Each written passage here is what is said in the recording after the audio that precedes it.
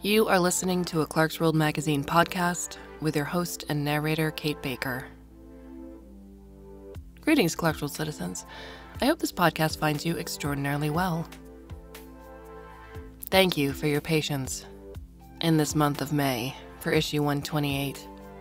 Upon my return home, right in the beginning of May, from a nice Europe trip, I decided I was going to get strep throat. Well, actually, I didn't decide I was going to get strep throat. It sort of told me. So aside from the usual of asking you to go over to Clarkesworld Magazine /support or patreon.com/Clarkesworld to show your support of the magazine, we're still going to crank out all these podcasts for you in the month of May and beyond. And if you're already giving financial support, or however you can for the magazine, a big warm hug wherever you are, and a huge thank you from all of us here. So our second story of the month for May, issue 128, is We Who Live in the Heart, and is by Kelly Robson. Kelly Robson is currently a finalist for this year's John W. Campbell Award for Best New Writer. Her novella, Waters of Versailles, won the 2016 Aurora Award and was a finalist for both the Nebula and the World Fantasy Awards. She has also been a finalist for the Theodore Sturgeon Award and Sunburst Award. Kelly's time travel novella, Gods, Monsters, and the Lucky Peach, will be published by Tor.com imprint in 2018. She lives in Toronto with her wife, fellow SF writer, A.M. Della Monica. You can find Kelly at her website, kellyrobson.com. Over on the nonfiction side of things, Kelly's done 3 pieces for us. In April, January of 2017, and September 2016. And we published her first short story, The 3 Resurrections of Jessica Churchill, in February 2015. So if you like what you hear, I suggest you go back and listen or read. So, I invite you to sit back, relax, and let me tell you a story.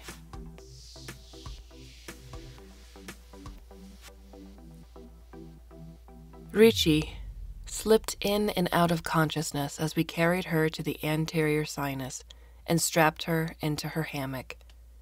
Her eyelids drooped, but she kept forcing them wide.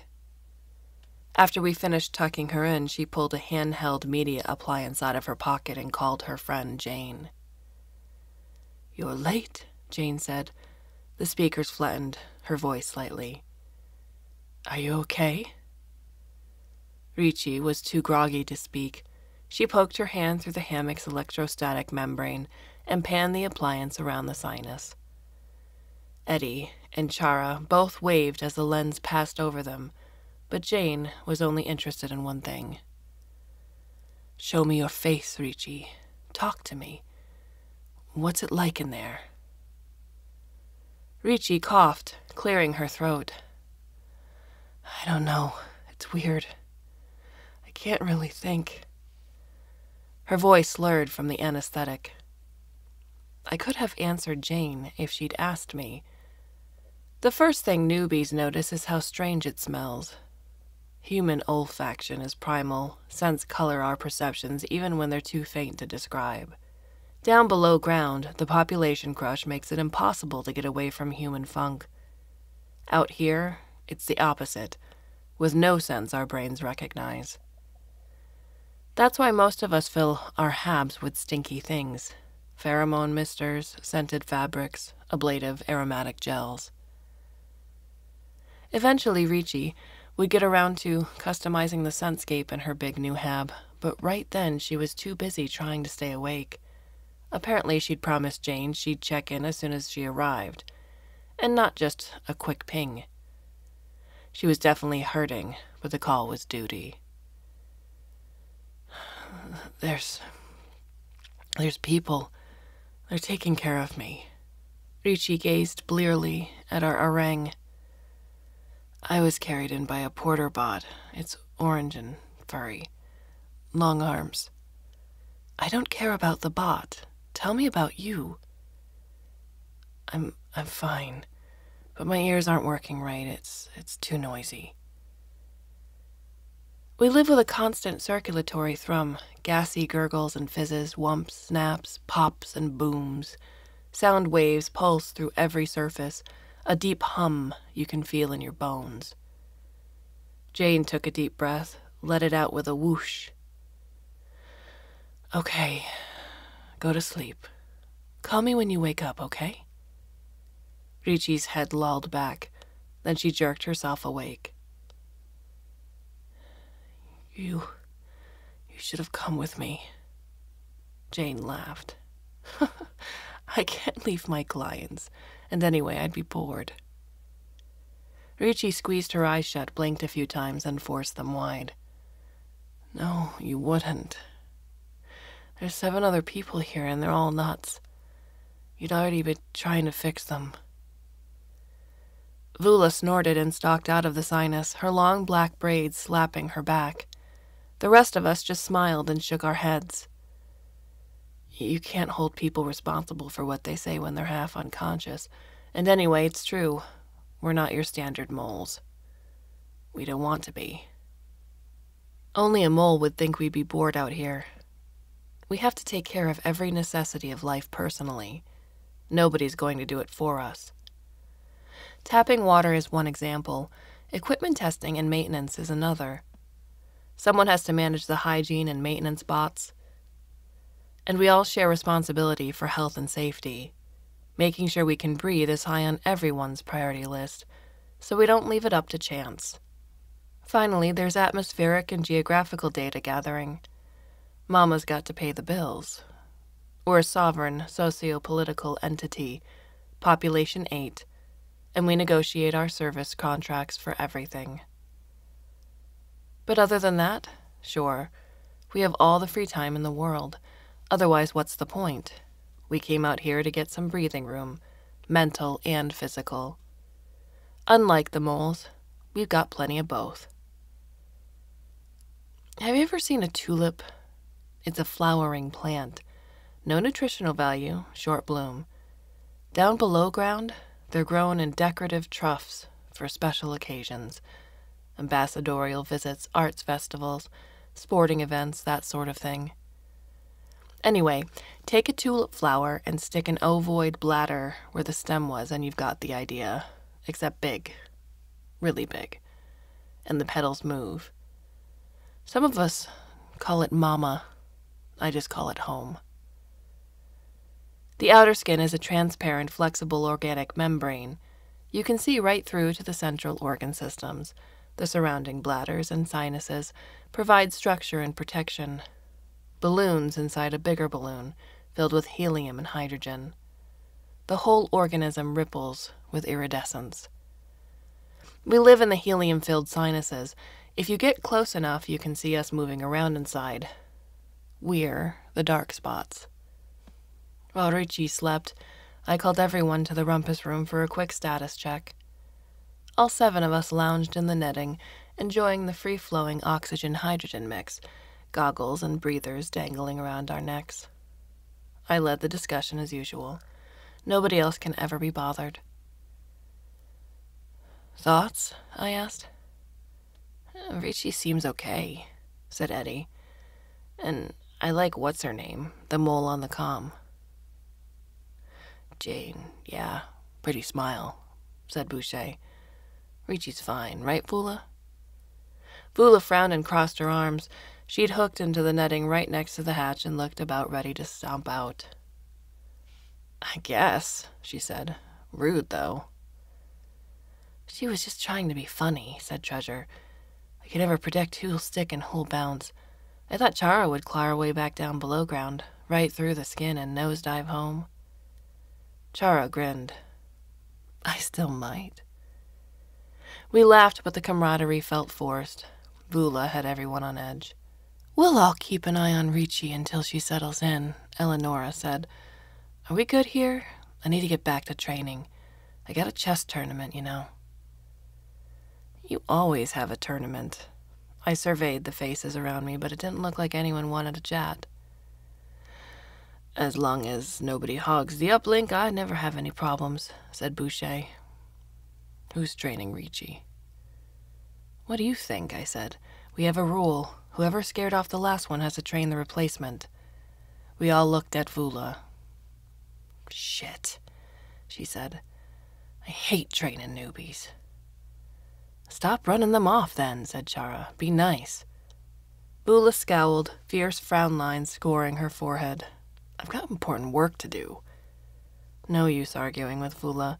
She was deep in a creative tangle and had been for a while. I'll do it, I said. We'd better train Ricci right if we want her to stick. When Ricci woke up, I helped her out of the hammock and showed her how to operate the hygiene station. As soon as she'd hosed off the fung, she called Jane on her appliance. Take off your breather for a moment, Jane said. Goggles too, I need to see your face. Ricci wedged her fingernails under the seal and pried off her breather. She lifted her goggles. When she grinned, deep dimples appeared on each cheek. Jane squinted at her through the screen. She nodded, and Ricci replaced the breather. It attached to her skin with a slurp. How do I look? Ricci asked. Normal enough for you? What's the failure rate on that thing? Low, Ricci said. 0.23%, which is low unless you're talking about death. Then it's high. But we have spares galore. Safety nets here, there, and everywhere. I could have chimed in with the info, but Jane didn't want to hear from me. I stayed well back and let Ricci handle her friend. Has anyone ever studied the long-term effects of living in a helium atmosphere? Jane asked. It can't be healthy. Eyes are a problem. Ricci tapped a finger on a goggle lens. Corneas need oxygen, so that's why we wear these. The hammocks are filled with air, so we basically bathe in oxygen while we're sleeping. But you're right. Without that, the skin begins to slough.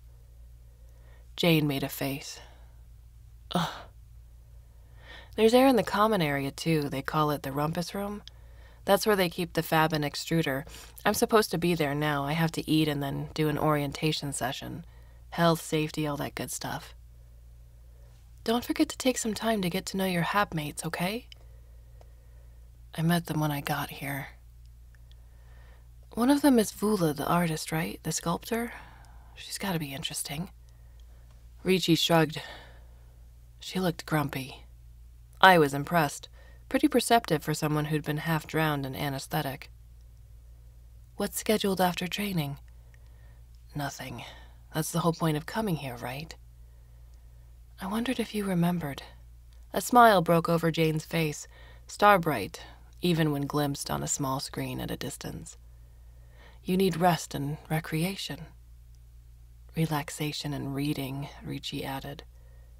Oh, maybe you'll take up a hobby. Oh, I will, said Ricci. Count on it. Yes, I was spying on Ricci. We all were. She seemed like a good egg, but with no recourse to on-the-spot conflict intervention. We play it safe with newbies until they settle in. Anyone who doesn't like it can pull down a temporary privacy veil to shield themselves from the bugs, but most don't bother. Ricci didn't. Plus, we needed a distraction. Whether it's 500,000 moles in a hole down below ground or 8 of us floating around in the atmosphere, every hab goes through ups and downs. We'd been down for a while. Some of it was due to Vula's growly mood, the worst one we'd seen for a while, but really, we just needed a shake-up. Whether we realized it or not, we were all looking to Ricci to deliver us from ourselves. During orientation, Ricci and I had company. Boucher and Eddie claimed they needed a refresher and tagged along for the whole thing. Chara, Treasure, and Eleonora joined us halfway through. Even Vula popped out of her hab for a few moments and actually made an effort to look friendly. With all the other chatter and distraction, I wasn't confident Ricci's orientation had stuck, so I shadowed her on her first maintenance rotation. The workflow is fully documented, every detail supported by nested step-by-steps and supervised by dedicated project management bugs that helped take human error out of the equation, but I figured she deserved a little extra attention. Life support is our first priority, always. We clear the air printers, run live tests on the carbon dioxide digesters, and ground truth the readings on every single sensor. It's a tedious process, but not even Vula complains. She likes to breathe as much as any of us. Ricci was sharp, interested, not just in the systems that kept us alive, but in the whole organism, its biology, behavior, and habitat. She was even interested in the clouds around and the icy, slushy landscape below. She wanted to know about the weather patterns, wind, atmospheric layers, everything. I answered as best I could, but I was out of the conversational habit.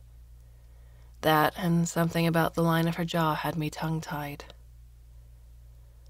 "Am I asking too many questions, Doc?" she asked as we stumped back to the rumpus room after checking the last hammock. Let's keep to the life and death stuff for now," I said. Water harvesting is the next priority. To get it, we have to rise to the aquapause. There, bright sunlight condenses moisture on the skin and collects in the dorsal runnels, where we tap it for storage. Access to the main inflation gland is just under the rumpus room. Ricci squeezed through the elasticized access valve. The electrostatic membrane pulled her hair into spikes that waved at the PM bot circling her head. I stayed outside and watched her smear hormone ointment on the marbled surface of the gland. Sinuses creaked as bladders began to expand. As we walked through the maze of branching sinuses, I showed her how to brace against the roll and use the momentum to pull herself through the narrow access slots. Once we got to the ring-shaped forecavity, we hooked our limbs into the netting and waited. Rainbows rippled across the expanded bladder surfaces. We were nearly spherical, petals furled, and the wind rolled us like an untethered balloon. The motion makes some newbies sick, and they have to dial up anti-nauseant, not Ricci. She looked around with anticipation, as if she were expecting to see something amazing rise over the vast horizon. "Do you ever run into other whales?" she asked. "I don't much care for that term," I said. It came out groffer than I intended. A dimple appeared at the edge of her breather. "Have you been out here long, Doc?" "Yes. Ask me an important question." "Okay." She waved her hand at the water kegs nested at the bottom of the netting, collapsed into a pile of honeycomb folds. "Why don't you carry more water?" "Oh, that's a good question. You don't need me to tell you, though. You can figure it out. Flip through your dash." The dimple got deeper. Behind her darkened goggles, her eyelids flickered as she reviewed her dashboards. Naturally, it took a little while. Our setup was new to her. I rested my chin on my forearms and waited. She surfaced quicker than I expected. "Mass budget, right? Water's heavy." "Yes. The mass dashboard also tracks our inertia. If we get too heavy, we can't maneuver, and heavy things are dangerous. Everything's tethered and braced, and we have safety nets, but if something got loose, it could punch through a bladder wall, even through the skin. Easy." Ricci looked impressed. "I won't tell Jane about that." We popped into the aquapause. The sun was about 20 degrees above the horizon. Its clear orange light glanced across the thick violet carpet of helium clouds below. Overhead, the indigo sky rippled with stars. Bit of a shock for a mole. I let Ricci ogle the stars for a while. Water ran off the skin, a rushing, cascading sound like one of the big fountains down below ground. I cleared my throat. Ricci startled, eyes wide behind her goggles. Then she climbed out of the netting and flipped the valve on the overhead tap. Silver water dribbled through the hose and into the battery of kegs, slowing the expanding pleated walls. Ricci didn't always fill the quiet spaces with needless chatter. I like that. We worked in silence until the kegs were nearly full, and when she began to question me again, I welcomed it. "Eddie said you were one of the first out here," Ricci said. You figured out how to make all this work. I answered with a grunt and cursed myself. If I scared her away, Vula would never let me forget it. Yeah, that's right. Me and a few others. You took a big risk. Well, moving into the atmosphere was inevitable, I said. Humans are opportunistic organisms. If there's a viable habitat, we colonize it. Takes a lot of imagination to see this as viable. Maybe. Or maybe desperation. It's not perfect, but it's better than down below ground. Down there, you can't move without stepping on someone. Every breath is measured, and every minute is optimized for resource resilience. That might be viable, but it's not human. I'm not arguing. Ricci's voice pitched low, thick with emotion as she gazed at the stars in that deep sky. I love it here. Yeah, she wasn't a mole anymore. She was one of us already. One by one, the kegs filled and began flexing through their purification routine. We called in the crab-like water bots and ran them through a sterilization cycle. Water work done, the next task was spot-checking the equipment nests. I let Ricci take the lead, stayed well back as she jounced through the cavities and sinuses. She was enthusiastic, confident, motivated even. Most newbies stay hunkered in their hammocks for a lot longer than her. We circled back to the rumpus room, inventoried the nutritional feedstock, and began running tests on the hygiene bots. I settled into the netting and watched Ricci pull a crispy snack out of the extruder.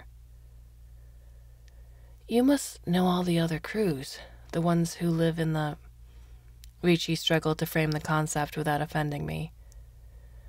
You can call them whales if you want. I don't like it, but I've never managed to find a better word. She passed me a bulb of cold caffeine. How often do you talk to the people who live in the other whales, Doc? We don't have anything to do with them. Not anymore. How come? The whole reason we came out here is so we don't have to put up with anyone else's crap. You never see the other whales at all? Not even at a distance? I drained the bulb. These organisms don't have any social behavior. But you must have to talk to them sometimes, don't you? Share info or troubleshoot? I collapsed the bulb in my fist and threw it into a hygiene bot. You lonely already? Ricci tossed her head back and laughed a full belly guffaw. Come on, Doc, you have to admit that's weird. She was relentless. Go ahead and make friends with the others if you want, I growled. Just don't believe everything they say. They've got their own ways of doing things, and so do we. We checked the internal data repeaters, and then spent the rest of the shift calibrating and testing the sensor array. All the infrastructure that traps the data we sell to the atmospheric monitoring firms. I kept my mouth shut. Ricci maintained an aggressive cheerfulness, even though I was about as responsive as a bot. But my glacier-like chilliness, more than 10 years in the making, couldn't resist her. My hermit heart was already starting to thaw. If I'd been the one calling Jane every day, I would have told her the light is weird out here. We stay within the optimal thermal range near the equator, where the winds are comparatively warm and the solar radiation helps keep the temperature in our habitat relatively viable. That means we're always in daylight, running a race against nightfall, which is good for Mama but not so good for us. Humans evolved to exist in a day-night cycle, and something goes haywire in our brains when we mess with that. So our goggles simulate our chosen ratio of light and dark. Me, I like to alternate 50-50, but I'll fool with the mix every so often just to shake things up. Vula likes the night, so she keeps things dimmer than most. Everyone's different. That's what the moles don't realize, how different some of us are. I did a little digging, and what I found out scared me, Jane said the next time Ricci checked in. Turns out there's huge gaps in atmospheric research. The only thing that's really well monitored is the equator and only around the beanstalk. Everywhere else, analysis is done by hobbyists who donate a few billable hours here and there. Ricci nodded. That's what Doc said. Hearing my name perked me right up. I slapped down 2 of my open streams and gave their feed my whole attention. Nobody really knows that much about the organism you're living inside, even less about the climate out there, and nearly nothing about the geography, not in detail. I never would have supported this decision if I'd realized how... Jane's pretty face contorted as she searched for the word. How willy-nilly the whole situation is. It's not safe. I can't believe it's even allowed. Allowed? Who can stop us? People go where they want. Not if it's dangerous. You can't just walk into a sewage treatment facility or air purification plant. It's unethical to allow people to endanger themselves. Ricci snorted, fouling the valves on her breather and forcing her to take a big gulp of helium through her mouth. Not all of us want to be safe, Jane. The helium made her voice squeaky. Jane's expression darkened. Don't mock me. I'm worried about you. I know, I'm sorry, Ricci squeaked. She exhaled to clear her lungs and took a deep, slow breath through her nose. Her voice dropped to its normal register. Listen, I've only been here a few days. 6, Jane said. If I see anything dangerous, you'll be the first to know. Until then, don't worry, I'm fine. Better than fine. I'm even sleeping. A lot. That was a lie. The air budget showed Ricci hadn't seen much of the inside of her hammock, but I wasn't worried. Exhaustion would catch up with her eventually. There's something else, Jane said. I've been asking around about your habmates. Voula's okay. It's just that lately none of her work has turned out the way she wants. You know artists. Their professional standards are always unreachable.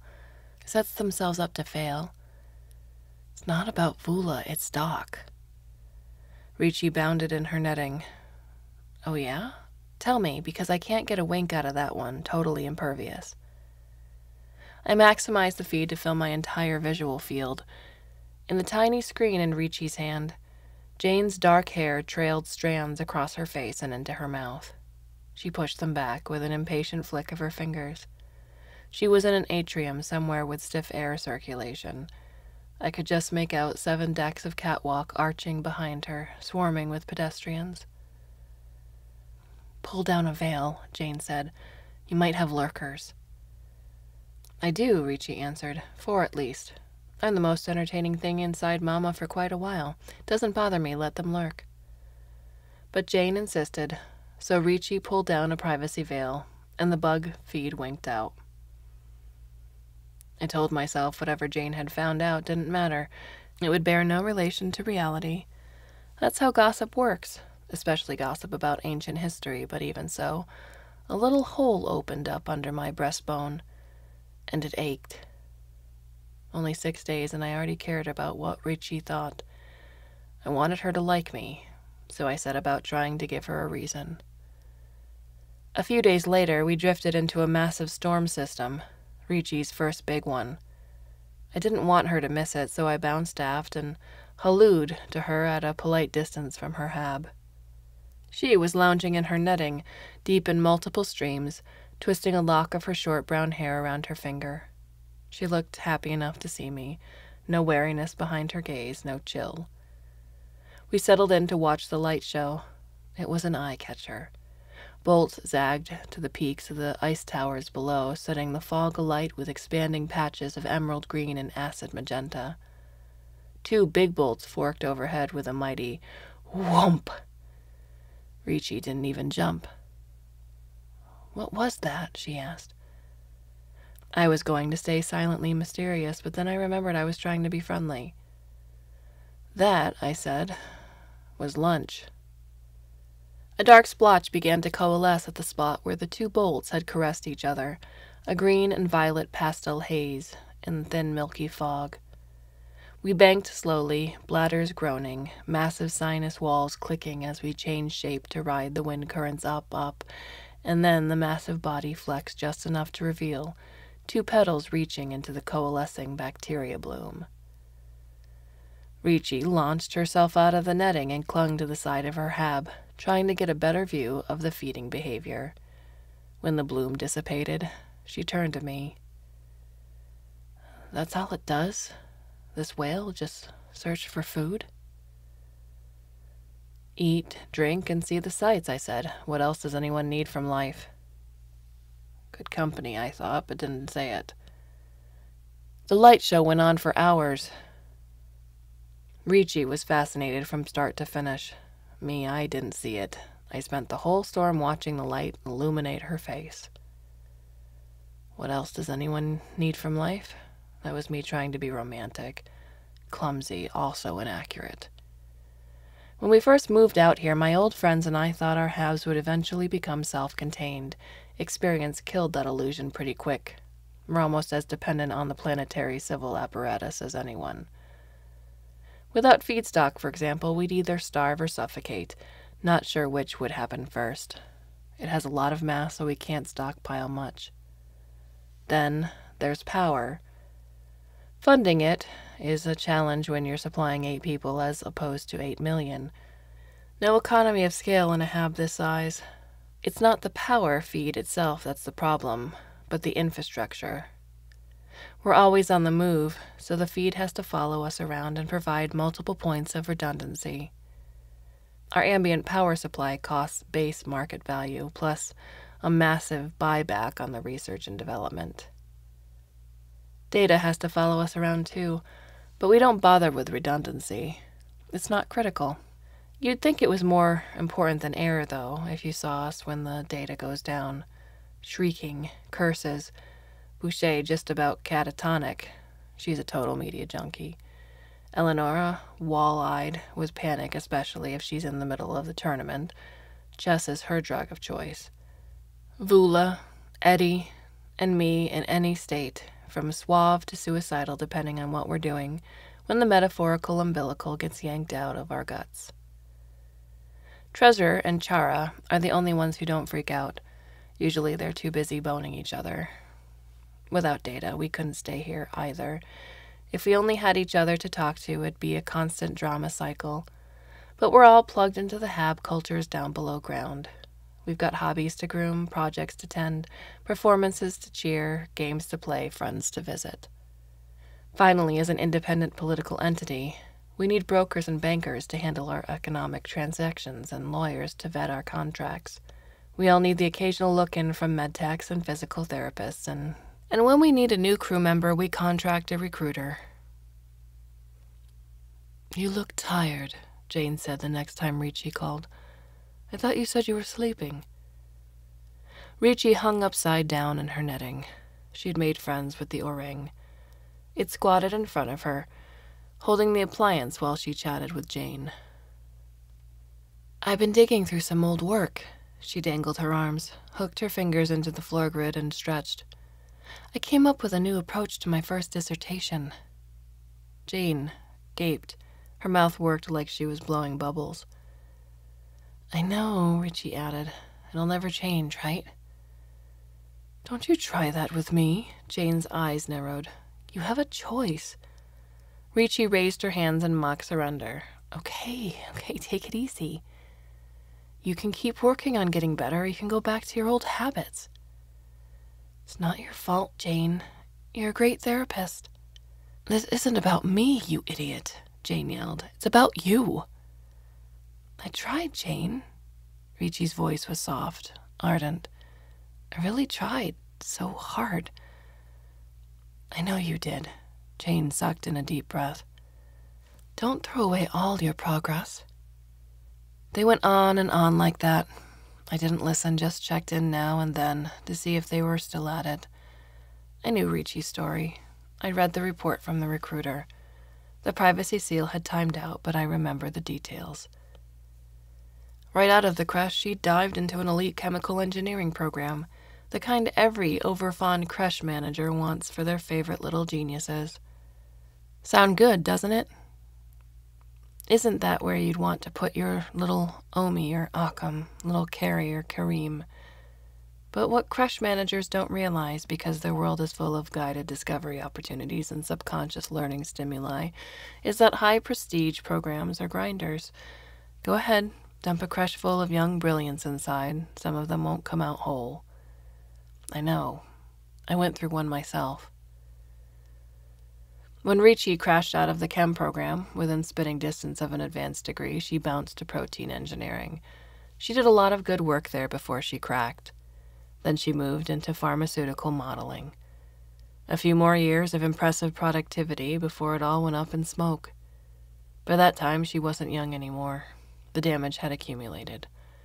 Her endocrinologist suggested intensive peer counseling might stop the carnage, so in stepped Jane, who applied her pretty smile, her patience, and all her active listening skills to try to gently guide Ricci along a course of life that didn't include cooking her brain until it scrambled.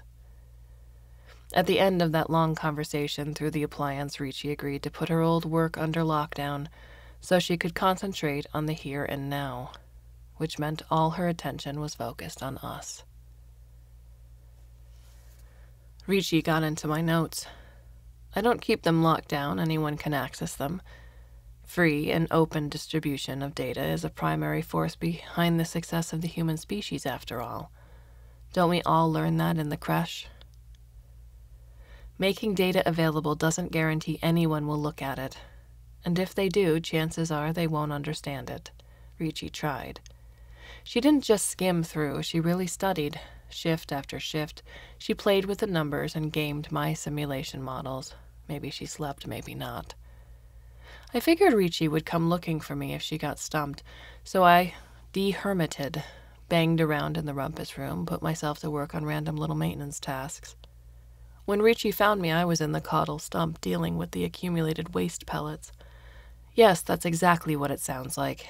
Half-kilogram plugs of dry solid waste covered in wax and transferred from the labs by the hygiene bots. Liquid waste is easy. We vaporize it, shunt it into the gas exchange bladder, and flush it through gill-like permeable membranes.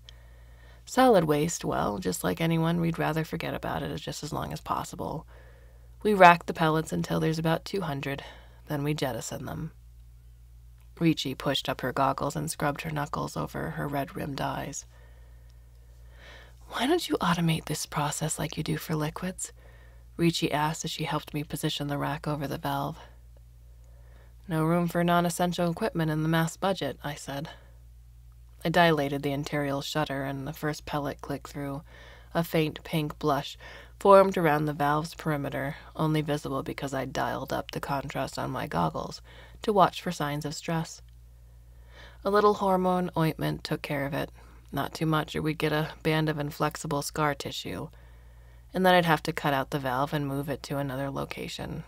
That's a long, tricky process, and it's not fun. There's only 2 bands of tissue strong enough to support a valve. I bent down and stroked the creamy, striated tissue at my feet. This is number 2, and really it barely holds. We have to treat it gently. Why risk it, then? Take it out and just use the main valve. A sarcastic comment bubbled up. Have you never heard of a safety exit? But I gazed into her big brown eyes, and it faded into the clouds. We need 2 valves in case of emergencies, I mumbled. Ricci and I watched the pellets plunge through the sky. When they hit the ice slush, the concussive wave kicked up a trail of vapor plumes, concentric rings lit with pinpoints of electricity, so far below each flash just a spark in a violet sea. A flock of jellies fled from the concussion, flat shells strobing with reflected light, trains of ribbon-like tentacles flapping behind. Ricci looked worried. Did we hit any of them? I shook my head. No, they can move fast. After we'd finished dumping waste, Ricci said, "Say, Doc, why don't you show me the main valve again?" I puffed up a little at that. I'm proud of the valves. Always tinkering, always innovating, always making them a little better.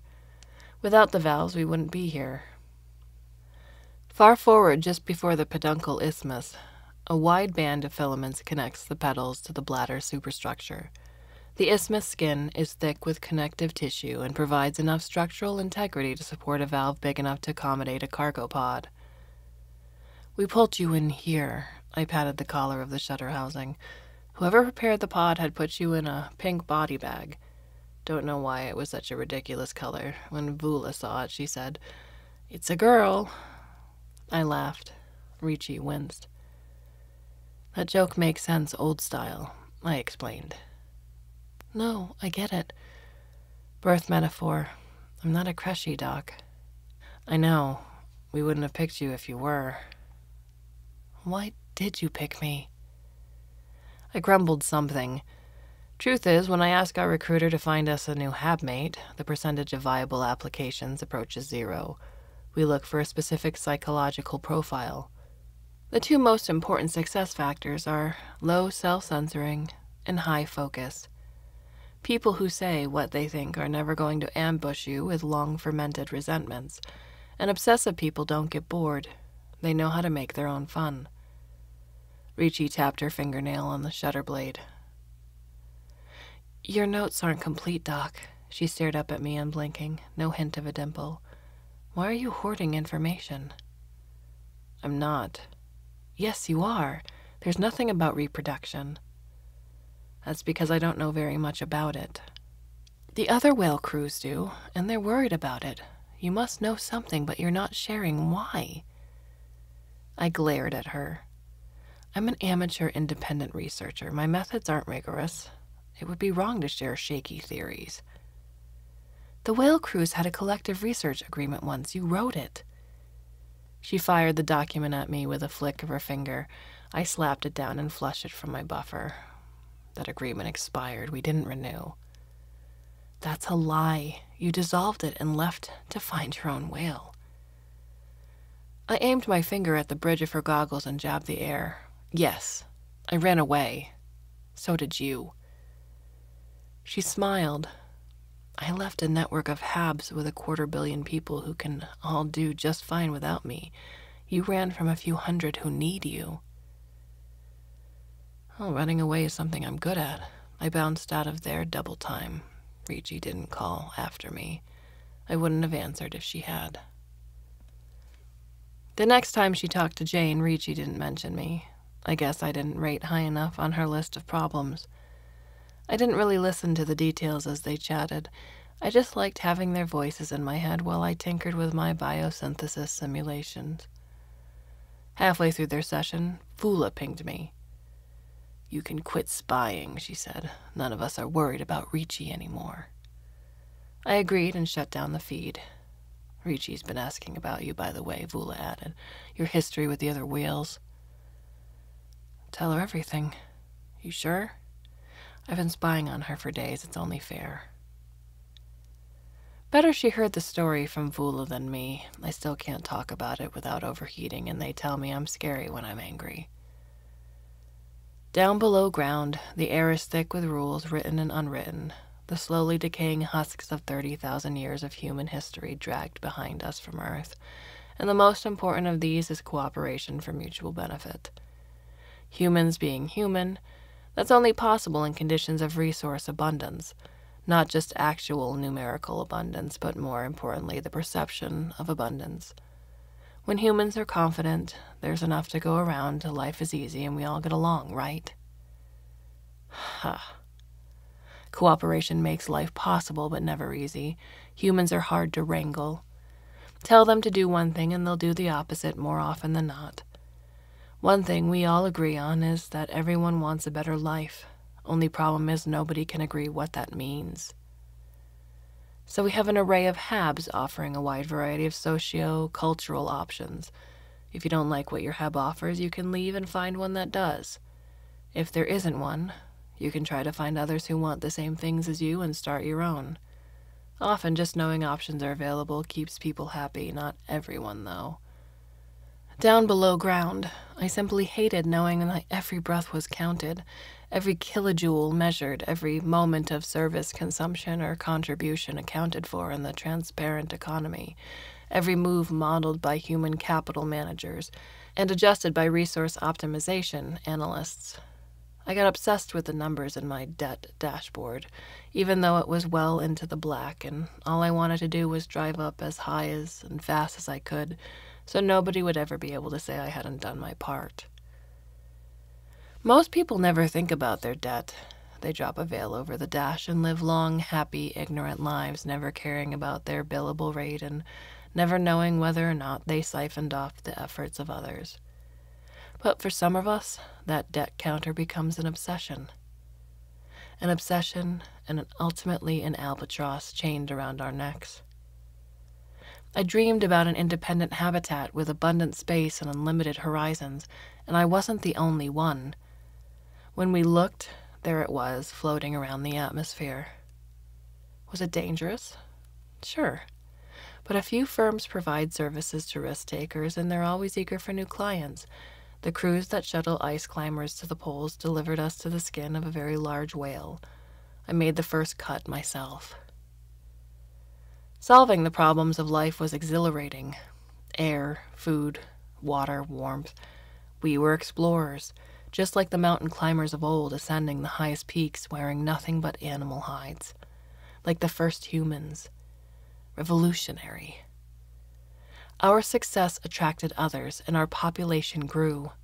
We colonized new whales, and once we got settled, our problems became more mundane. I have a little patience for administrative details, but the burden soon became agonizing. Unending meetings to chew over our collective agreements, measuring and accounting and debts and credits and assigning value to everyone's time. This was exactly what we'd escaped. Little more than 1 year in the clouds, and we were reinventing all the old problems from scratch. Nobody needs that. I stood right in the middle of the rumpus room, inside the creature I'd cut into with my own hands, and gave an impassioned speech about the nature of freedom and independence, and reminded them all the reasons we'd left. If they wanted their value micro-accounted, they could go right back down below ground. I thought it was a good speech, but apparently not. When it came to a vote, I was the only one blocking consensus. I believe, hand to heart, if they'd only listened to me and did what I'd said, everything would have been fine and everyone would have been happy, but some people can never really be happy unless they're making other people miserable. They claimed I was trying to use my seniority, skills, and experience as a lever to exert political force. I'd become a menace. And when they told me I had to submit to psychological management, I left. Turned out we'd all brought the albatross along with us after all. When Jane pinged me a few days later, I was doing the same thing as millions down below ground, watching a newly arrived arts delegation process down the beanstalk and marveling at their dramatic clothing and prosthetics. I pinged her back right away. Even though I knew she would probably needle me about my past, I didn't hesitate. I missed having Ricci and Jane in my head, and life was a bit lonely without them. Also, I was eager to meet her. I wasn't the only one. The whole crew was burning with curiosity about Ricci's pretty friend. When Jane's fake melted into reality, she was dressed in a shiny black party gown, long dark hair poofed over her shoulders, held off her face with little spider clips that gathered the locks into tufts. Her chair was a spider model, too, with 8 delicate ruby and onyx legs that cradled her torso. "Hi, Doc," she said. "It's nice to meet you, finally. I'm a friend of Ricci's. I think you know that, though." A friend. Not a therapist, peer counselor, or emotional health consultant. That was odd. And then it dawned on me. Jane had been donating her time ever since Ricci joined us. She probably wanted to formalize her contract, start racking up the billable hours. When I glanced through her metadata, my heart began to hammer. Jane's rate was sky high. "We can't float your rate," I blurted. "Not now. Maybe eventually, but we'd have to find another revenue stream."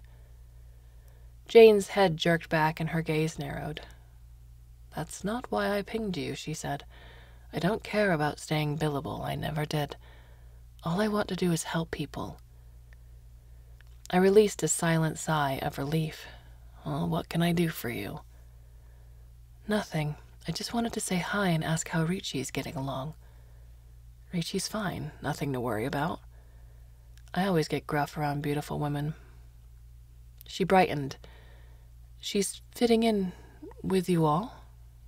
Yeah, one of the crew. She's great. I love her. I bit my lip and quickly added, I mean, we all like her, even Vula, and she's picky. I blushed. Badly. Jane noticed, and a gentle smile touched the corners of her mouth. But she was a kind soul and changed the subject. I've been wondering something, Doc. Do you mind if I ask a personal question? I scrubbed my hands over my face in embarrassment and nodded. She wheeled her chair a bit closer and tilted toward me. Do you know what gave you the idea to move to the surface? I mean, originally, before you'd ever started looking into the possibility. Have you read Zane Grey's Riders of the Purple Sage? I asked. You must have. No, she looked confused, like I was changing the subject. You should. Here. I tossed her a multi-bookmark compilation. Back down below ground, I'd given them out like candy at a crush party. She could puzzle through the diction of the ancient original, or read it through any number of translations, listen to a variety of audio versions and dramatic readings, or watch any of the hundreds of entertainment docs it had inspired. I'd seen them all. This is really old. Why did you think I'd know it? She flipped to the summary. Oh, I see. One of the characters is named Jane. Read it. It explains everything. I will, but maybe you could tell me what to look for? Her smile made me forget about my embarrassment. It's about what humans need to be happy. Sure, we evolved to live in complex, interdependent social groups, but before that we were nomads, pursuing resource opportunities in an open, sparsely populated landscape. That means for some people, solitude and independence are primary values. She nodded, and I could see she was trying hard to understand. Down below ground, when I was figuring all this out, I tried working with a therapist. When I told him this, he said, "We also evolved to suffer and die from violence, disease, and famine. Do you miss that too?" Jane laughed. I hope you fired him. So one book inspired all this? It's not just a book, it's a way of life. The freedom to explore wide-open spaces, to come together with like-minded others and form loose-knit communities based on mutual aid, and to know that every morning you'll wake up looking at an endless horizon. These horizons aren't big enough? She waved at the surrounding virtual space, a default grid with dappled patterns, as if a directional light source were shining through gently fluttering leaves. Well, for some maybe. For me, pretending isn't enough. I'll read it. It sounds very... She pursed her lips, looking for the right word. Romantic. I started to blush again, so I made an excuse and dropped the connection before I made a fool of myself. Then I drifted down to the rumpus room and stripped off my goggles and breather. Whoa, Boucher said. Doc, what's wrong? Eleonora turned from the extruder to look at me, then fumbled her caffeine bulb and squirted liquid across her cheek. Wow, she wiped the liquid up with her sleeve. I've never seen you look so dreamy before. What happened? I'm in love, I thought. Jane pinged me, I said instead. Boucher called the whole crew. They came at a run, even Vula. In a small hab, any crumb of gossip can become legendary. I made them beg for the story, then drew it out as long as I could. Can you ask her to ping me?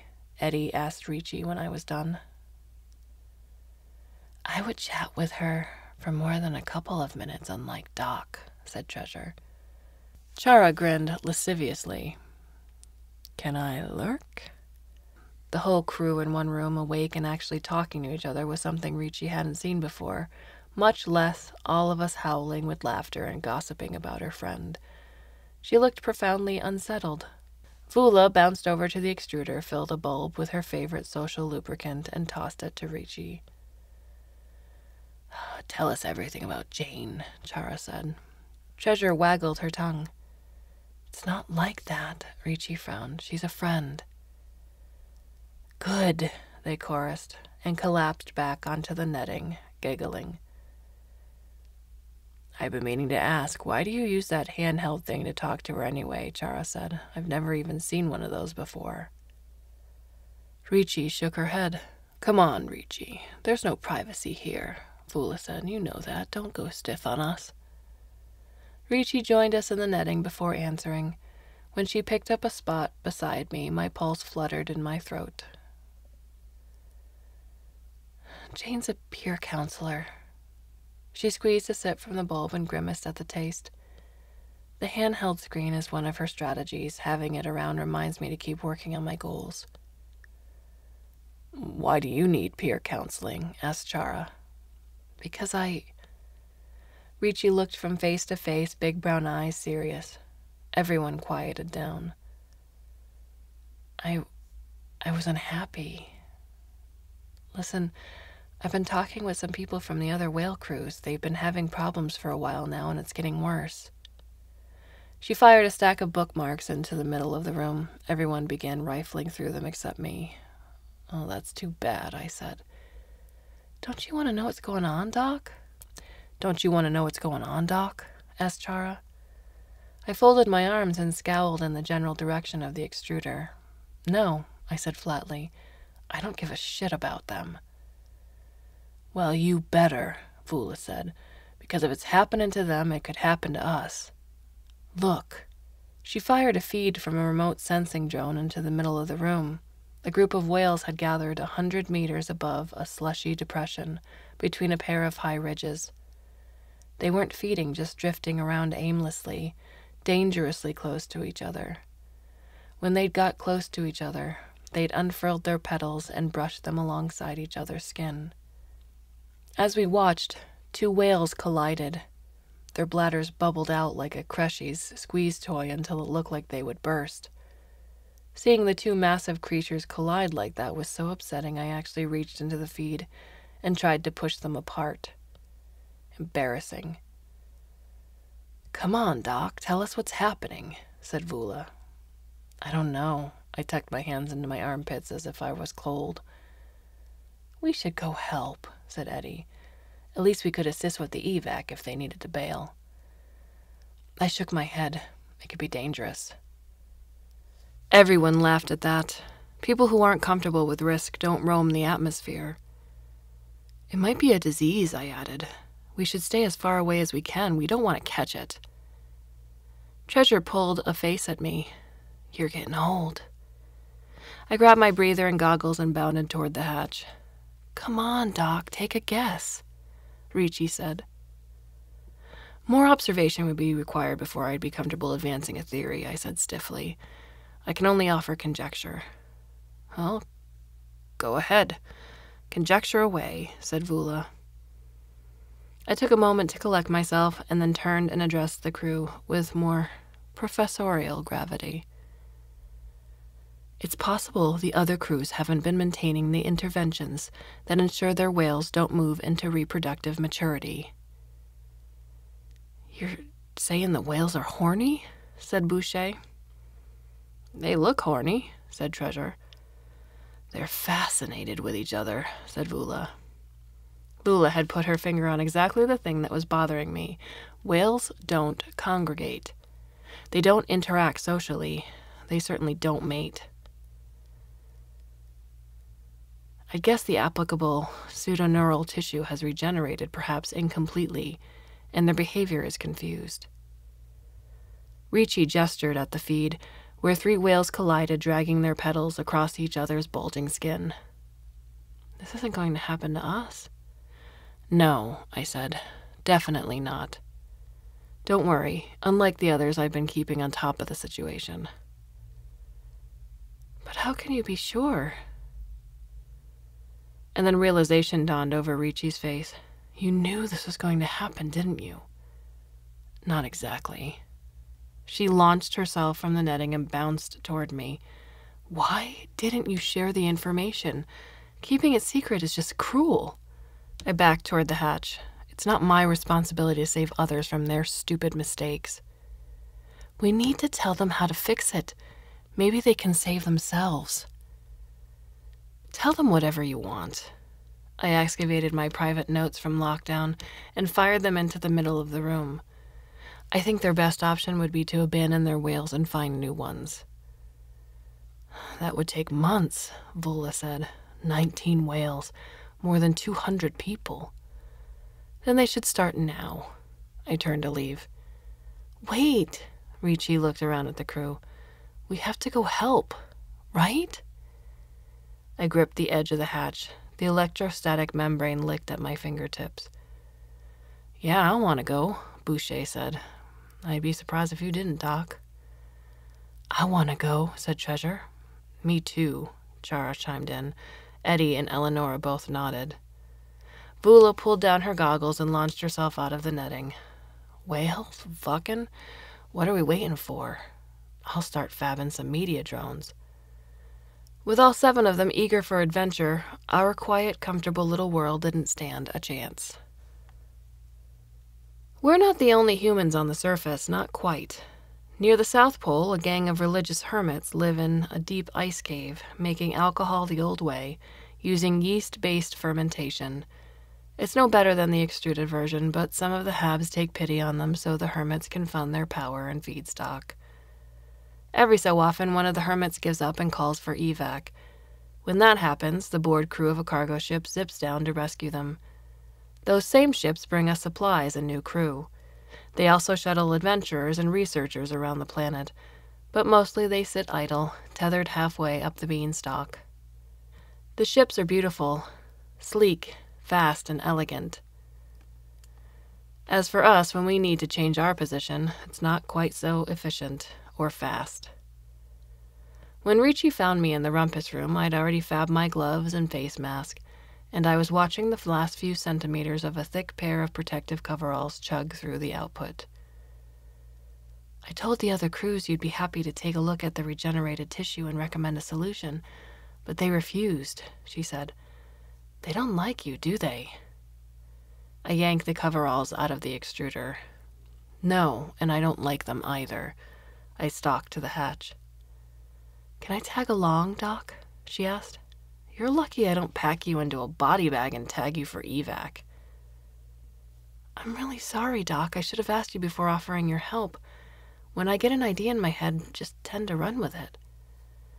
She was all smiles and dimples, with her goggles on her forehead pushing her hair up in spikes, and her breather swinging around her neck.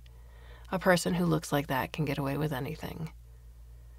This is your idea, I said. Only fair you get your hands dirty. I fabbed her a set of protective clothing, and we helped each other suit up. We took a quick detour to slather appetite-suppressant gel on the appropriate hormonal bundle, and then waddled up the long dorsal sinus, arms out for balance. The sinus walls clicked, and the long cavity bent around us, but soon the appetite-suppressant took hold, and we were nearly stationary, dozing gently in the clouds. On either side towered the main float bladders, clear, multi-chambered organs rippling with rainbows across their honeycomb-patterned surfaces. Feeder organs pulsed between the bladder walls. The feeders are dark pink at the base, but the color fades as they branch into sprawling networks of tubules reaching through the skin, grasping hydrogen and channeling it into the bladders. At the head of the dorsal sinus, a tall, slot-shaped orifice gives us access to the neuronal cavity. I shrugged my equipment bag off my shoulder and showed Ricci how to secure her face mask over her breather and climb in. With the masks on, to talk we had to ping each other. I was still a bit angry, so no chit-chat, business only. I handed her the laser scalpel. Cut right here. I sliced the blade of my gloved hand vertically down the milky surface of the protective tissue. See the scars? I pointed at the gray metallic stripes on either side of the imaginary line I'd drawn. Stay away from them, just cut straight in between. Ricci backed away a few steps. I don't think I'm qualified to do this. You've been qualified to draw a line since you were a Crushy. When she began to protest again, I cut her off. This was your idea, remember? Her hands shook, but the line was straight enough, the pouch deflated, draping over the skeleton of the carbon fiber struts I'd installed way back in the beginning.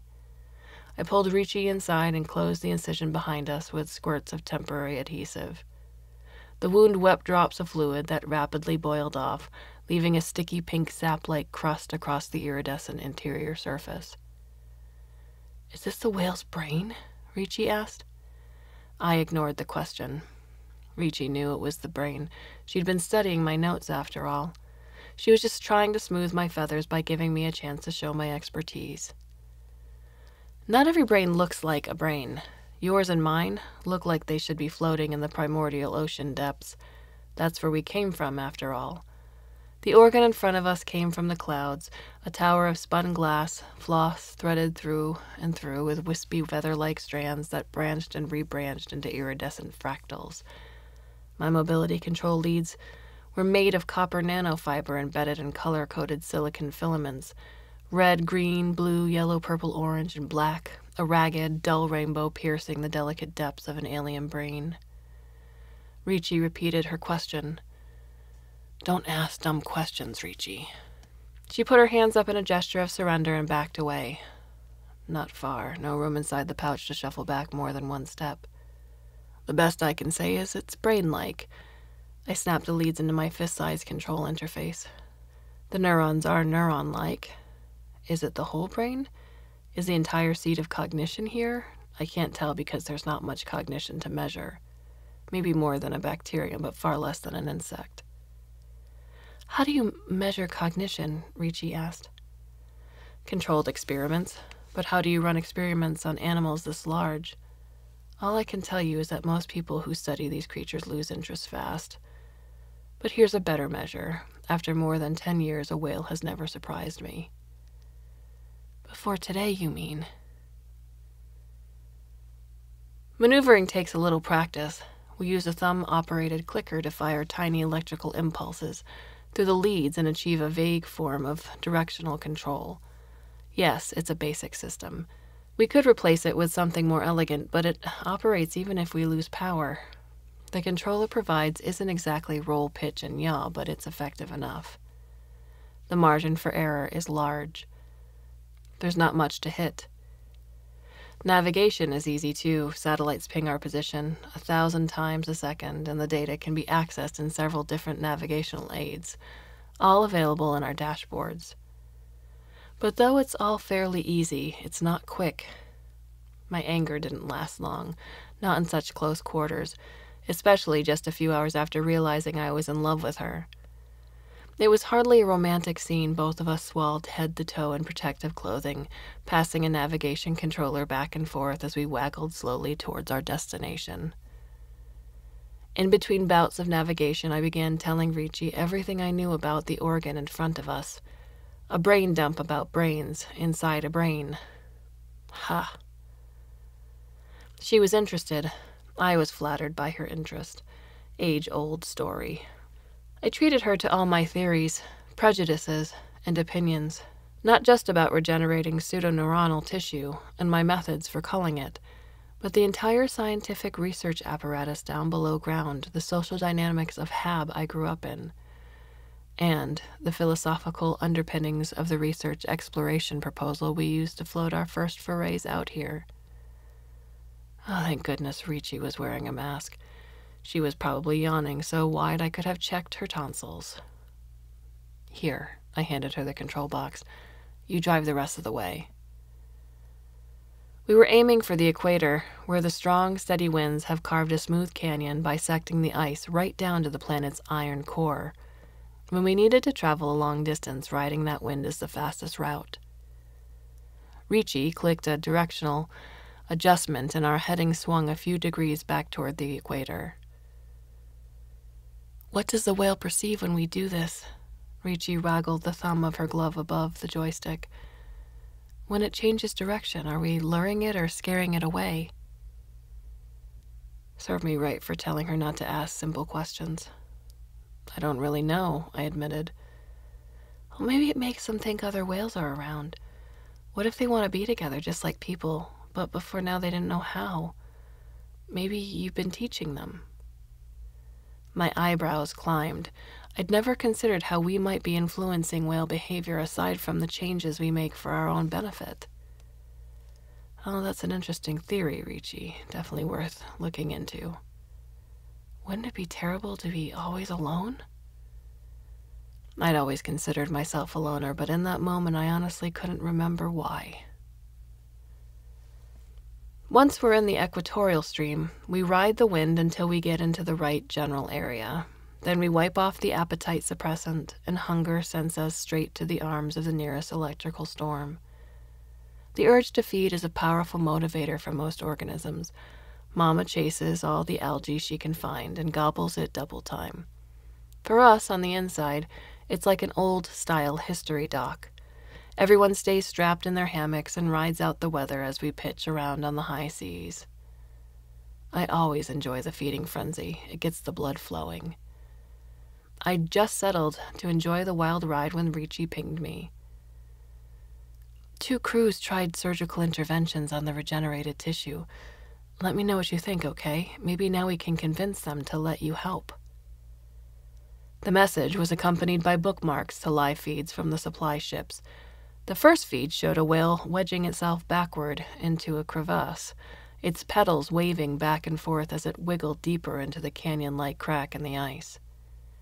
The other feed showed a whale scraping its main valve along a serrated ridge of ice. Its oval body stretched and flexed, its bladders bulged. Its petals curled inward, then snapped into rigid extensions as the force of its body crashed down on the ice's knife edge. Inside both whales, tiny specks bounced through the sinuses. I could only imagine what the crew was doing, what I would do in that situation. If they wanted to live, they had to leave, fast. A chill slipped under my skin. My fault. If those whales died, if those crews died, I was to blame. Me alone, not the 2 crews. They were obviously desperate enough to try anything. I should have contacted them myself and offered whatever false apologies would get them to accept my help. But chances are, it wouldn't have changed the outcome, except they would have had me to blame. Another entry in my list of crimes. Frost spread across my flesh and raised goosebumps.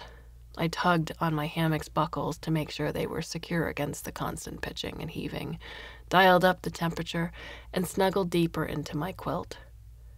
I fired up my simulation model and wandered through towering mountains of pseudoneural tissue, pondering the problem, delving deeper and deeper through the chains of crystallized tissue, until they danced behind my eyelids. Swirling, stacking, combining, and recombining. I was nearly asleep when I heard Ricci's voice. "Hey, Doc, can we talk?" I thought I was dreaming, but no, she was right outside my hammock, gripping the tethers and getting knocked off her feet with every jolt and flex. Her goggled and masked face was lit by a mad fury of light from the bolt coruscating in every direction just beyond the skin. "Are you nuts?" I yanked open the hammock sail. "Get in here." She plunged through the electrostatic barrier and rolled to the far side of my bed. When she came up, her hair stood on end with static electricity. "Whoa." She swiped off her goggles and breather, stuffed them in one of the hammock pouches, then flattened the dark nimbus of her hair with her palms and grinned. It was wild out there. I pulled my quilt up to my chin and scowled. That was stupid. "Yeah, I know, but you didn't ping me back. This is an important situation, right? Life or death?" I sighed. "If you want to rescue people, there are vocations for that. Don't we have a duty to help people when we can?" "Some people don't want to be helped. They just want to be left alone." "Like you?" "Nothing you're doing is helping me, Ricci." Okay. But if we can figure out a way to help, that's good too. Better than good. Everyone wins." Lying there in my hammock, facing Ricci, sprawled at the opposite end and taking up more than half of the space, I finally figured out what kind of person she was. "You're a meddler, Ricci, a busybody. You were wasted in the sciences. You should have studied social dynamics and targeted a career in one-on-one social work." She laughed. "Listen." I held up my hand, palm up. She took it right away, didn't hesitate. Her hand was warm, almost feverish. "If you want to stay in the crew, you have to relax, okay? We can't have emergencies every week. None of us are here for that." She squeezed my hand and nodded. A little excitement is fine once in a while, I continued. Obviously, this is an extraordinary situation, but if you keep looking for adventure, we'll shunt you back to Jane without a second thought. She twisted the grip into a handshake and gave me 2 formal pumps. Then she reached for the hammock seal. She would have climbed out onto the maelstrom if I hadn't stopped her. "You can't do that," I yelled. "No wandering around when we're in a feeding frenzy. You'll get killed. Kill us too if you go through the wrong bladder wall." She smiled then, like she didn't believe me, like it was just some excuse to keep her in my hammock. And when she settled back down, it wasn't at the opposite end. She snuggled in right beside me, companionable as anything, or even more. "Don't you get lonely, Doc?" she asked. "Sometimes," I admitted, "not much." Our hammocks are roomy, but Ricci didn't give me much space, and though the tethers absorbed movement, we were still jostling against each other. "Because you don't need anybody or anything?" Her voice in my ear, soft as a caress. "Something like that." "Maybe eventually you'll change your mind about that." What happened next wasn't my idea. I was long out of practice, but Ricci had my full and enthusiastic cooperation. Down below ground, I was a surgeon, and a good one. My specialty was splicing neurons in the lateral geniculate nucleus. My skills were in high demand, so high, in fact, that I had a massive support team. I'm not talking about a part-time admin or social facilitator. Anyone could have those. I had an entire cadre of people fully dedicated to making sure that if I spent most of my time working and sleeping, what little time remained would be optimized to support physical, emotional, and intellectual health. All my needs were plotted and graphed. People had meetings to argue, for example, over what type of sex best maintained my healthiest emotional state. And once that was decided, they'd argued over the best way to offer that opportunity to me. That's just an example. I'm only guessing. They kept the administrative muddle under veil. Day to day, I only had contact with a few of my staff, and usually I was too busy with my own work to think about theirs. But for a lot of people, I was a billable hours bonanza. But despite all their hard work, despite the hedonics modeling, best practice scenarios, and time-tested decision trees I burned out, it wasn't their fault, it was mine, and I was and remain only human. I could have just reduced my surgery time. I could have switched to teaching or coaching other surgeons. But no, some people approach life like it's an all-or-nothing game. That's me. I couldn't be all, so I decided to become nothing. Until Ricci came along, that is. When the storm ended, the two of us had to face a gauntlet of salacious grins and saucy comments. I didn't blush, or at least not much. Ricci had put the spark of life in a part of me that had been dark for far too long. I was proud to have her in my crew, in my hammock, in my life. The whole hab gave us a hard time, the joke that gave them the biggest fits, and made even Vula cling helplessly to the rumpus room netting as she convulsed with laughter, involved the two of us calling for evac and setting up a creche in the most socially conservative hab down below ground. Something about imagining us swathed in religious habits and swarming with creches tweaked everyone's funny bones. Ricci weathered the ridicule better than me. I left to fill water kegs, and by the time I returned, the hilarity had worn itself out. The 8 of us lounged in the rumpus room, the netting gently swaying to and fro as we drifted in the bright directional light of the aquapause. Water spilled off the skin and threw dappled shadows across the room. Vula had launched the media drones, and we'd all settled down to watch the feeds. More than once, I caught myself brainlessly staring at Ricci, but I kept my goggles on so nobody noticed. I hope. 200 kilometers to the northwest and far below us, the 17 remaining whales congregated in the swirling winds above a dome-shaped mesa that calved monstrous sheets of ice down its massive flanks. A dark electrical storm, massed on the horizon, with all its promise of rich concentrations of algae. But the whales didn't move toward it, just kept circulating and converging, plucking at each other's skin. 300 kilometers west lay the abandoned corpses of 2 whales, their deflated bladders draped over warped sinus skeletons half buried in slush. Our media drones got there too late to trap the whales' death throes, and I was glad. But Vula and Boucher trapped great visuals of the rescue, showing the valiant supply ship crews swooping in to pluck brightly colored body bags out of the air. Maybe the crews put a little more of a spin on their maneuvering than they needed to, but who could blame them? They rarely got a job worth bragging about. One of Boucher's media broker friends put the rescue feeds out to market. They started getting good play right away. Boucher fired the media licensing statement into the middle of the room. The numbers glowed green and flickered as they climbed. "Oh, look at these fees," she said. "This will underwrite our power consumption for a couple of years." "That's great, Boucher," I murmured, and flicked the statement out of my visual field. Night was coming, and it presented a hard deadline. If the whales didn't move before dark, they'd all die. Ricci moved closer to me in the netting and rested her cheek on my shoulder. I turned my head and touched my lips to her temple, just for a moment. I was deep in my brain simulation working on the problem, but I kept an eye on the feeds. When the whales collided, I held my breath. As the bladders stretched and bulged, I cringed, certain they'd reached their elastic limit, and we would see a whale pop, its massive sinuses rupture, its skin tear away, and its body plunge to splatter on the icy surface below. But they didn't. They bounced off each other in slow motion and resumed their aimless circulation. Hours passed. Eddie got up, extruded a meal, and passed the containers around the netting. Chara and Treasure slipped out of the room. Vula was only half present. She was working in her studio sculpting maquettes of popped bladders and painfully twisted corpses. Eddie yawned.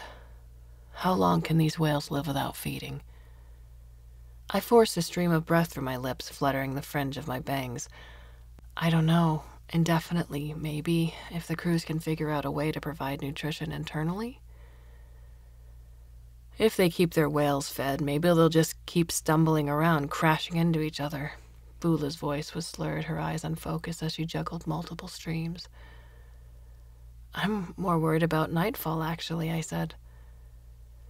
Ever since we dragged ourselves out of my hammock, Ricci had been trying to pry information from emergency response up the beanstalk, from the supply ship crews who were circling the site, and from the whale crews. They were getting increasingly frantic as time clicked by, and keeping us informed wasn't high on their list of priorities. I rested my palm on the inside of Ricci's knee. "Are the other crews talking to you yet?" She sat up straight and gave me a pained smile. "A little. I wasn't getting anywhere, but Jane's been giving me some tips." That woke everyone up. Even Vula snapped right out of her creative fugue.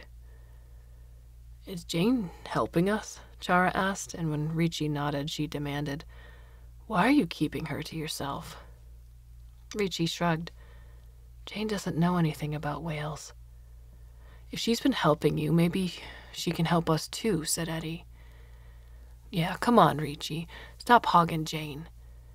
Boucher raked her fingers through her hair, sculpting it into artful tufts. "I want to know what she thinks of all this." "All right," Ricci said. "I'll ask her."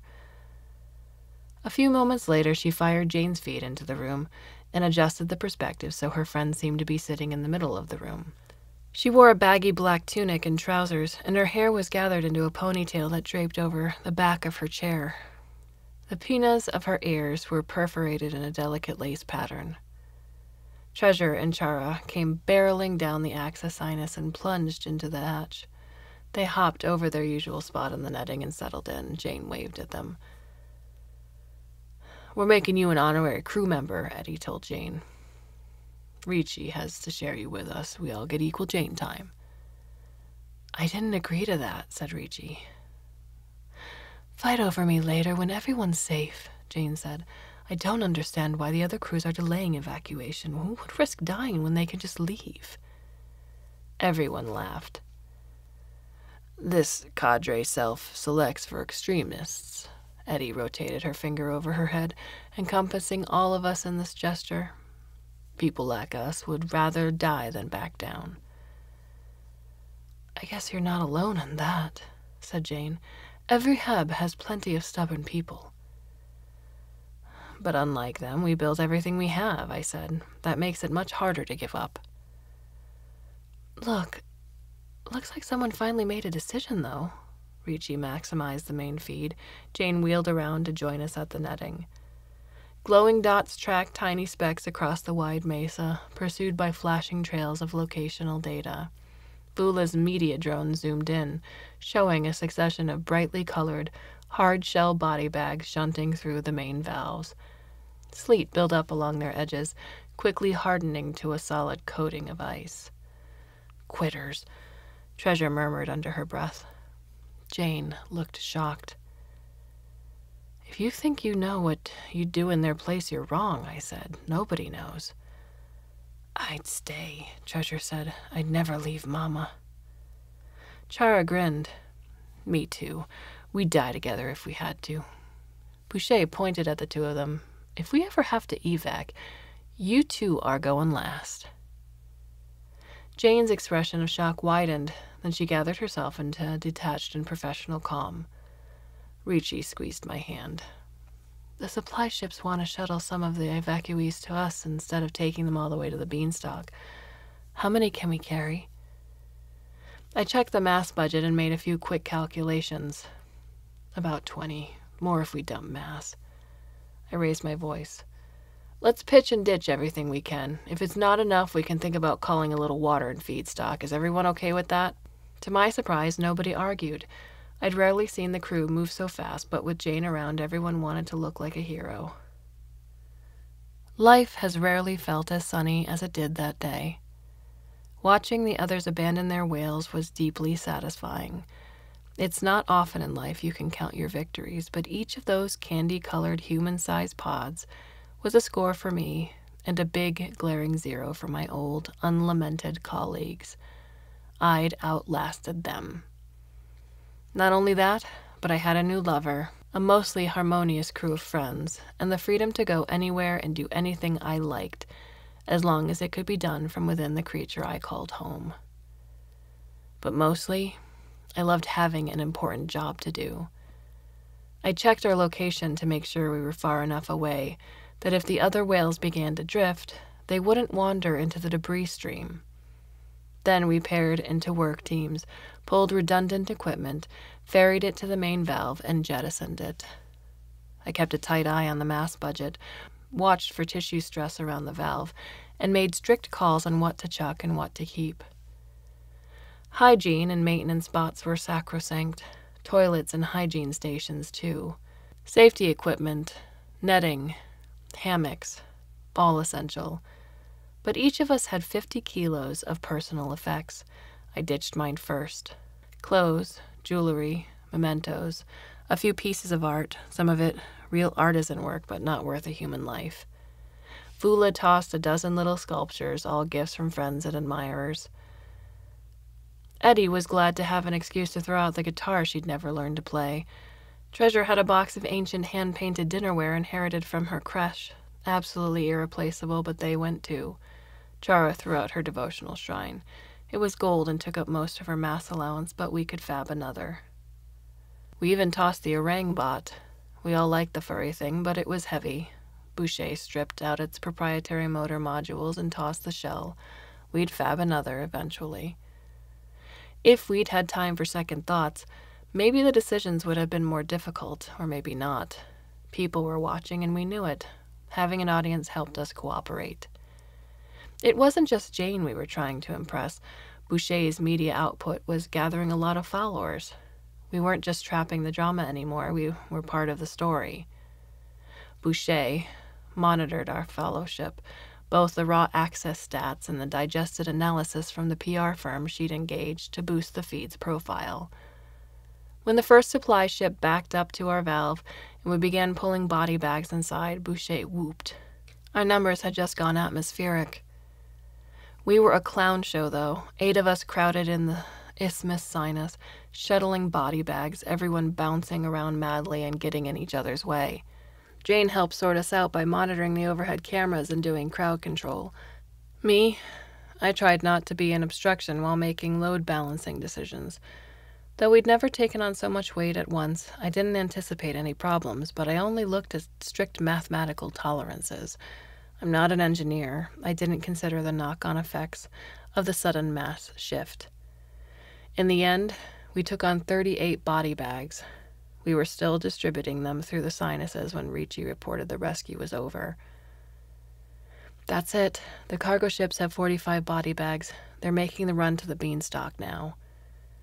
Is that all? If the ships are full, we could prune some feedstock. Everyone else is staying. They're still betting their whales will move. When the last body bag was secured so it wouldn't pitch through a bladder, I might have noticed we were drifting toward the mesa, but I was too busy making sure the new cargo was secure and accounted for. I pinged each unit, loaded their signatures into the maintenance dashboard, mapped their locations, checked the data in the mass budget, created a new dashboard for monitoring the new cargo's power consumption, consumables, and useful life. Finally, I cross-checked our manifest against the records the supply ships had given us. That was when I realized we were carrying 2 members of my original crew. When Ricci found me, I was pacing the dorsal sinus, up and down, arguing with myself, mostly silently. If you're having some sort of emotional crisis, I'm sure Jane would love to help, she said. I spun on my heel and stomped away, bouncing off the walls. She yelled after me, "Not me, though. I don't actually care about your emotional problems." I bounced off a wall once more and stopped, both hands gripping its clear, rigid surface.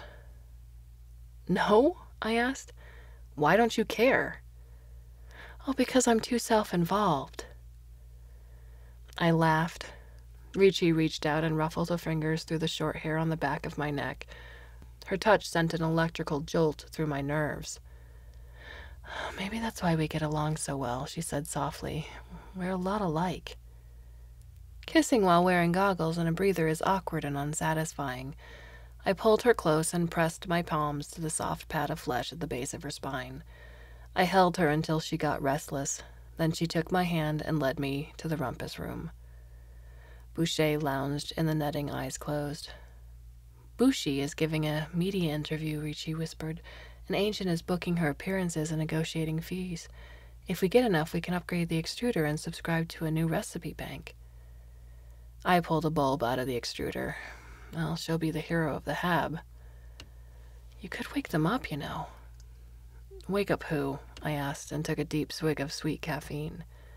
"Your old buddies, in the body bags? Wake them up, have it out." I managed to swallow without choking. "No, I don't think so."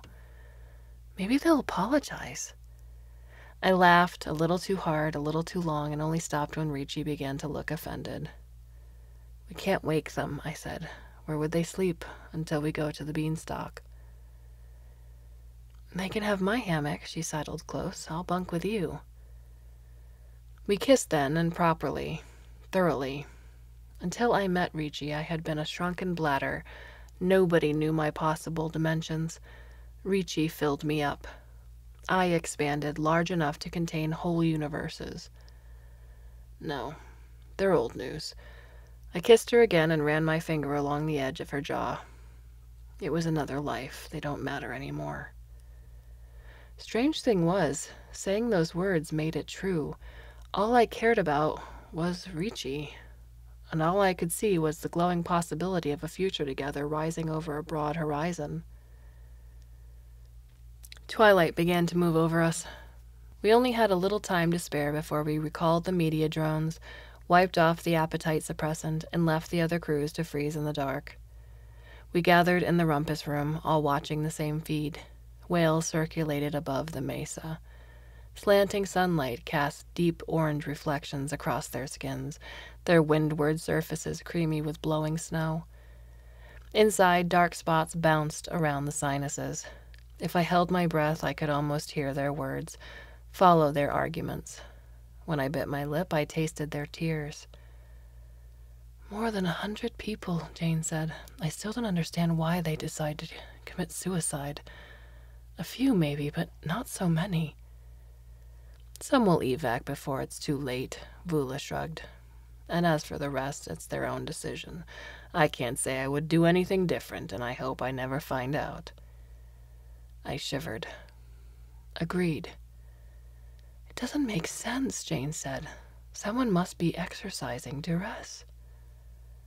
Nobody forces anyone to do anything out here, any more than they do down below ground, said Treasure. Yeah, said Chara. We're not Creshies, Jane. We do what we want. Jane sputtered, trying to apologize. It's okay, Eddie told her. We're all upset. None of us really understand. The whales might still move, said Boucher. They can spend a little time in the dark, right, Doc? I set a timer with a generous margin for error and fired it into the middle of the room. 8 minutes, then we have to leave. The other whales will have a little bit more than 30 minutes before they freeze at full dark. Then their bladders burst. Chara and Treasure pulled themselves out of the netting. We're not watching this, Chara said. If you want to hang overhead and root for them to evac, go ahead. We all waved goodnight. The two of them stumped away to their hammock, and silence settled over the rumpus room. Just the whoosh and murmur of the bladders, and the faint skiff of wind over the skin. A few early stars winked through the clouds. They seemed compassionate somehow, understanding. Looking at those bright pinpoints, I understood on how ancient Earth people might use the stars to conjure gods. I put my arm around Ricci's shoulders and drew her close. She let me hold her for 2 minutes, no more, and then she pulled away. I can't watch this either, she said. I have to do something. I know. I drew her hand back just for a moment and planted a kiss on the palm. It's hard. Bula nodded, and Jane too. Eddie and Boucher both got up and hugged her. Eleonora kept her head down, hiding her tears. The electrostatic membrane crackled as Ricci left. Do you know some of the people down there, Doc? Asked Jane. Not anymore, I said. Not for a long time. We fell quiet again, watching the numbers on the countdown. Ricci had left her shadow beside me. I felt her cold absence, something missing that should be whole. I could have spied on her, see where she'd gone, but no, she deserved her privacy. The first little quake, shuddering through the sinuses, told me exactly where she was. I checked our location, blinked, and then checked it again. We were right over the mesa, above the other whales, all 17 of them. Wind, bad luck, or instinct had brought us there, but did it matter? Ricci, her location mattered. She was in the caudal stump with the waste pellets and the secondary valve. No, Ricci, no. I slapped my breather on and launched myself out of the rumpus room, running aft as fast as I could. Don't do that. Stop. I lost my footing and bounced hard. You might hit them. You might kill them. When I got to the caudal stump, Ricci was just clicking the last pellet through the valve. If we'd dumped them during the pitch and ditch, none of it would have happened. But dry waste is light. We'd accumulated 10 pellets, only 5 kilograms, so I hadn't bothered with them. But a half-kilo pellet falling from a height can do a lot of damage. I fired the feed into the middle of the sinus. One whale was thrashing on the slushy mesa surface, half obscured by the concussive debris. 2 more were falling, twisting in agony, their bladders tattered and flapping. Another 3 would have escaped damage, but they circulated into the path of oncoming pellets. Each one burst in turn as if a giant had reached down and squeezed the life out of them. Ricci was in my arms then, both of us quaking, falling to our knees, holding each other and squeezing hard as if we could break each other's bones with the force of our own mistakes. 6 whales, 22 people, all dead. The other 11 whales scattered. One fled east and plunged through the twilight band into night. Its skin and bladders froze and burst, and its sinus skeleton shattered on the jagged ice. Its crew had been one of the most stubborn. None had evacuated. They all died. 10 people. In total, 32 died because Ricci made an unwise decision. The remaining 10 whales recongregated over a slushy depression near the beanstalk. Ricci had bought the surviving crews a few more hours, so they tried a solution along the lines Ricci had discovered. Ice climbers used drones with controlled explosive capabilities to stabilize their climbing routes. They tried a test, it worked. The whales fled again, but in the wrong direction and recongregated close to the leading edge of night. In the end, the others evacuated. All 70 got in their body bags and called for evac. By strict accounting, Ricci's actions led to a positive outcome. I remind her of that whenever I can. She says it doesn't matter, we don't play math games with human lives, dead is dead, and nothing will change that.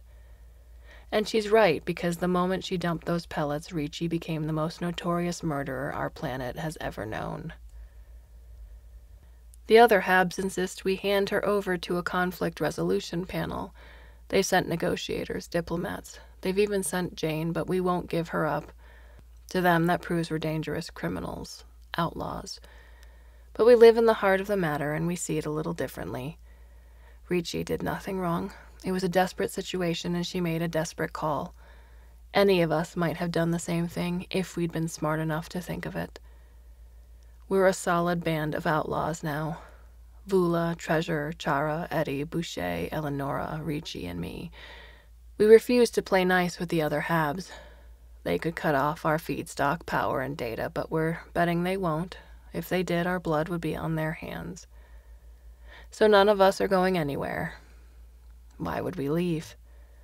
The whole planet is ours, with unlimited horizons.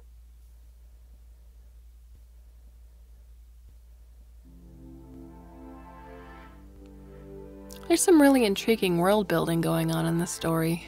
I like Kelly's foray into beached whales and how far, far into the future, humanity has found other ways to survive. On colonized planets, deep in the atmosphere, in living creatures, and how the social dynamics of people aboard any sort of ship, be it the whales she describes in her story, or ships that are out in the stars, still have to deal with one another on a personal and social level. That never goes away because humans being humans, we have to sort of deal with everybody else's crap. What are your thoughts on the story? You can leave us a comment or a question at the Clarkesworld Magazine website, or you can go to the About Us page where all of our contact information is listed. A bunch more stories for May, so I hope you can come back and listen again very soon. Until then, I bid you a very fond and warm au revoir, a bientôt, adieu, aloha, and every other word that means please. Come back again and listen very soon, and be well until then.